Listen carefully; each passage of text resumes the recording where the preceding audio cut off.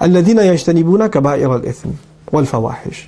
These are people that are able to avoid major sins. And they're able to avoid shamelessness, all forms of shamelessness. So Allah mentions major sins and shamelessness. You know, there are small sins and there are big sins.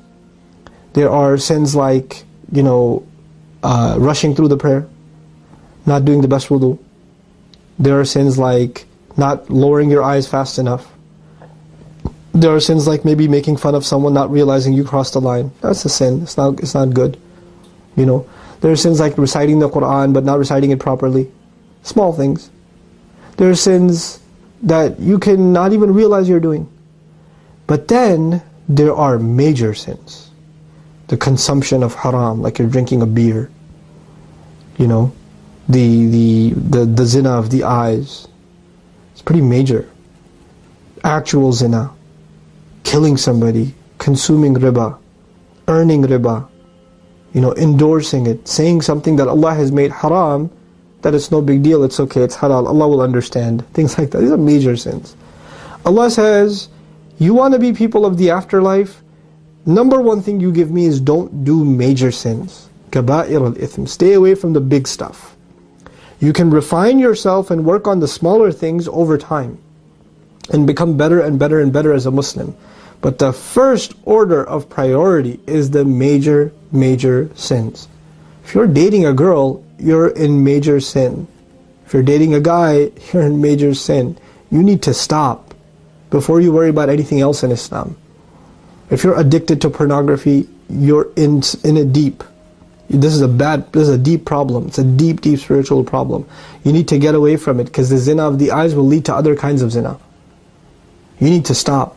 That is the first thing you have to address. If you're addicted to alcohol, if you're taking drugs, if you're smoking weed, if you're doing pot, or worse, you know, if you're doing this stuff, you need to stop. If you're stealing money, from your parents, if you're stealing money from your job, you need to stop.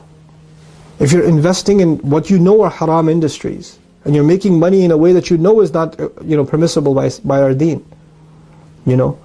And if you're even if you're like, oh, I'm in an innocent business, I'm in real estate. Okay, that's innocent enough, but I rent out my warehouse to a club. Okay, you're not clubbing, you're just renting it out to them. You are perpetuating evil. You may not be the fasid, you may not be the corrupt one, but you are the cause of corruption. Without you renting it out, it wouldn't exist. So you're complicit. You're complicit in that. Stop doing the major stuff first. And then the second line of defense, personally, wal fawahish, all forms of shamelessness, you need to stop. And I particularly highlighted shamelessness as I was talking to you, dating, pornography, this sort of thing. Why? Because Allah took major sins and immediately after highlighted in particular shamelessness and all forms of it. Any act of it, any manifestation of it, anything that takes you close to it, avoid it altogether. وَإِذَا مَا غَضِبُهُمْ يَغْفِرُونَ. And when they get angry, then they are able to forgive. These are the things that we need to prioritize, and these are the goals you need to set for yourself. How will you surround yourself with people that will help you avoid major sins? That will give you fresh company, good company.